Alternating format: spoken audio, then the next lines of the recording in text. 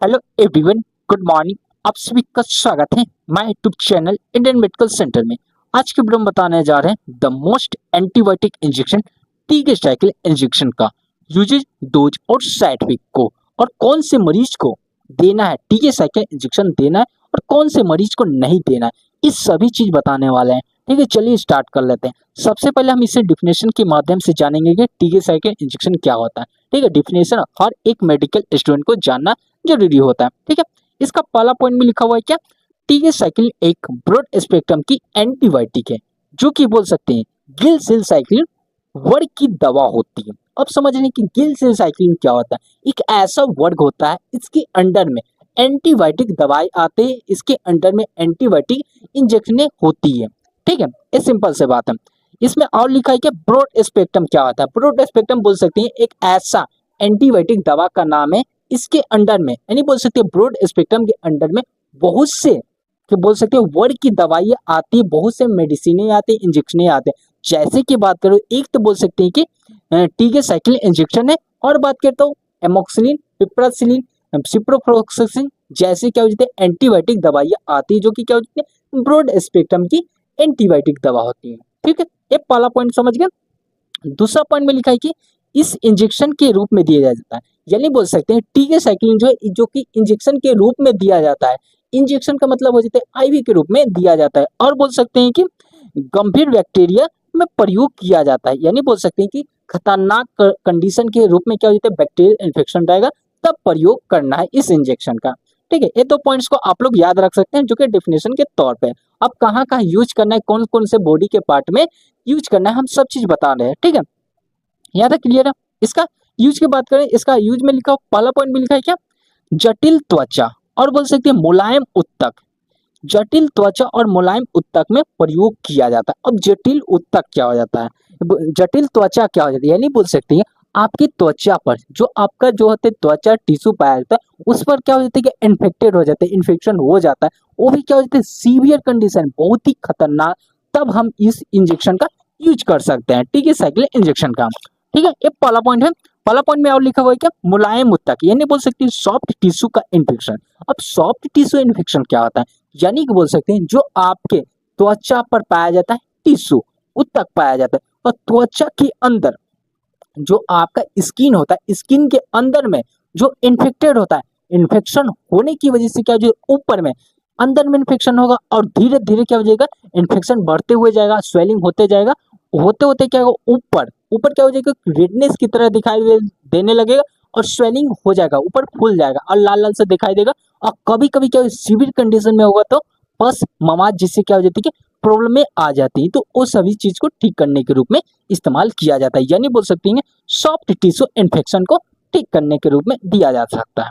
ठीक है, पहला यूज समझिए। दूसरा यूज में लिखा हुआ है क्या, जटिल इंट्रा एब्डोमिनल संक्रमण, यानी बोल सकते हैं कि आपके पेट के अंदर जटिल तरीका से, यानी जटिल का मतलब हो जाता है बहुत ही खतरनाक तरीके से आपके पेट के अंदर इन्फेक्शन हुआ है, इन्फेक्टेड हुआ है, तो उसको खत्म करने के रूप में, उसको ठीक करने के रूप में इस्तेमाल कर सकते हैं।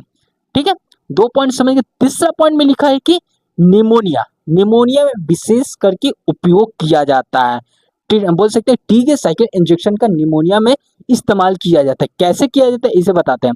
जैसे कि बोल सकते हैं कि जब कोई भी मनुष्य को हॉस्पिटल के द्वारा निमोनिया हुआ है, हॉस्पिटल के द्वारा कैसे निमोनिया होता है, जैसे कि बोल सकते हैं कि आप हॉस्पिटल में गए, आपको निमोनिया नहीं हुआ है, ठीक है, और हॉस्पिटल में जाने की वजह से आपको निमोनिया हो गया, कैसे होगा, जैसे कि हो सकता है कि किसी भी मरीज को, यानी बोल सकते हैं कोई भी मरीज है उसको निमोनिया हुआ तो उससे ट्रांसफर आपको हो सकता है, या बोल सकते हैं कि जो मेडिकेशन रहते हैं, मेडिसिन होते हैं, उसकी वजह से भी निमोनिया हो सकता है। क्या होता है मेडिसिन जो होता है बिगा हुआ रहता है, या बोल सकते हैं कि किसी पेशेंट को निमोनिया हुआ है तब आपको हो सकता है। एक तो ये हो सकता है, ठीक है। और दूसरा कंडीशन क्या हो जाता है, जिसे बोल सकते हैं कि हॉस्पिटल एक्वायर्ड के द्वारा हो सकता है, और बोल सकते हैं कि कम्युनिटी एक्वायर्ड की निमोनिया हो सकता है। कम्युनिटी क्या हो जाता है, यानी बोल सकते हैं घर से आपको निमोनिया हुआ है, या बोल सकते हैं कि स्कूलों से, कॉलेजों से, कॉलेज जो होते हैं स्कूल से, ये सभी से निमोनिया हो सकता है। कैसे हो सकता है, जैसे कि बोल सकते हैं कि आप टॉयलेट करने गए, ये सभी के कंडीशन में आपको ये सब दिख सकता है, इन्फेक्टेड हो सकता है, माउथलिक द्वारा क्या हो जाता है इन्फेक्शन जा सकता है, जिससे क्या हो जाती है आपको सांस लेने जैसे क्या प्रॉब्लम दिख सकती है, बुखारे ये सभी आ सकती है। ठीक है, तो ये 3 पॉइंट्स को आप लोग याद रखिएगा। ठीक है, तीसरा पॉइंट समझिएगा जो कि निमोनिया के कंडीशन में था।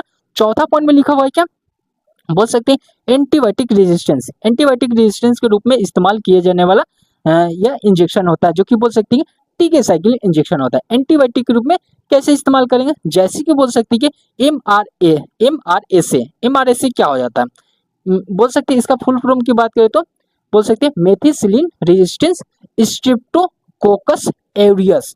इससे क्या हो जाता है कि बोल सकते हैं कि इसका फुल फॉर्म होते हैं। तो इससे कंडीशन क्या हो जाती है कि आपको क्या हो जाता है प्रॉब्लम होता है, इन्फेक्टेड होता है, तो उसको ठीक करने के रूप में इस्तेमाल किया जाता है। यानी बोल सकते हैं एमआरए से रिलेटेड क्या है, आपको प्रॉब्लम हो सकता है, जैसे कि बोल सकते हैं हॉस्पिटल के दौरान क्या हो जाता है कि आपको इन्फेक्शन हुआ, ब्लड का इन्फेक्शन हो गया, या बोल सकते हैं कि किसी और से रिलेटेड इन्फेक्शन हो गया, अस्थमा से रिलेटेड, जैसे क्या होते हैं आपको इन्फेक्शन कैसे किसी भी तरह से हो सकता है, तो उसको ठीक करने के रूप में इस्तेमाल किया जाता है। ठीक है, और VRA के द्वारा भी किसी प्रकार से इन्फेक्शन होता है, तो उसको ठीक करने के रूप में इस्तेमाल किया जा सकता है। ठीक है, 4 पॉइंट समझ गए। 5वां पॉइंट भी लिखा है कि अन्य गंभीर संक्रमण में, यानी बोल सकते हैं कि इससे अलावा किसी प्रकार से आपको गंभीर संक्रमण हुआ, और बोल सकते हैं कि कोई भी दवा यूज कर रहे हैं, अलग प्रकार के एंटीबायोटिक दवा यूज कर रहे हैं, तो उस दवा से ठीक नहीं होता है, तो उसकी जगह पर आप इस इंजेक्शन का प्रयोग कर सकते हैं, बोल सकते हैं टाइजीसाइक्लिन इंजेक्शन का प्रयोग कर सकते हैं। जब क्या हो जाता है अन्य दवाई काम नहीं करती हैं, तो टाइजीसाइक्लिन जैसे एंटीबायोटिक दवाई काम करती है। ठीक है, तो याद रखिएगा, जो कि इन्फेक्शन के रूप में दिया जाएगा।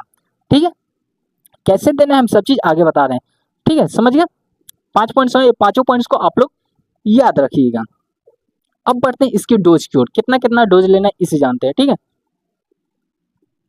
इसका पहला पॉइंट में लिखा है एडल्ट के रूप में, जो बोल सकते हैं कि वयस्कों में कितना डोज देना है इसे जानते हैं। पहला पॉइंट में लिखा है क्या, बोल सकते हैं लोडिंग डोज। लोडिंग डोज का मतलब हो जाता है कि शुरुआत का खुराक, शुरू में सबसे पहले आप स्टार्ट कैसे करिएगा 100 mg के रूप में दिया जाएगा, वो भी IV के रूप में देना है, इंट्रावेनस देना है, जो कि क्या हो जाता है कि नसों के द्वारा दिया जाता है, IV इन्फ्यूजन के रूप में चढ़ाया जाता है। ठीक है, आगे पॉइंट में लिखा है कि मेंटेनेंस डोज के रूप में, यानी बोल सकते हैं मेंटेनेंस डोज का मतलब हो जाता है डोज को बढ़ाकर, यानी बोल सकते हैं कि 100 mg का डोज दिए, उससे रिलेटेड क्या हो जाता है ठीक नहीं हुआ, तो क्या हुआ और 50 mg के रूप में आप IV के रूप में बढ़ा सकते हैं, 12 घंटे के बाद बढ़ाया जा सकता है। ठीक है, 2 पॉइंट समझ गया। अब बात करते हैं छोटे बच्चों में, यानी बोल सकते हैं चिल्ड्रन में कैसे देना है।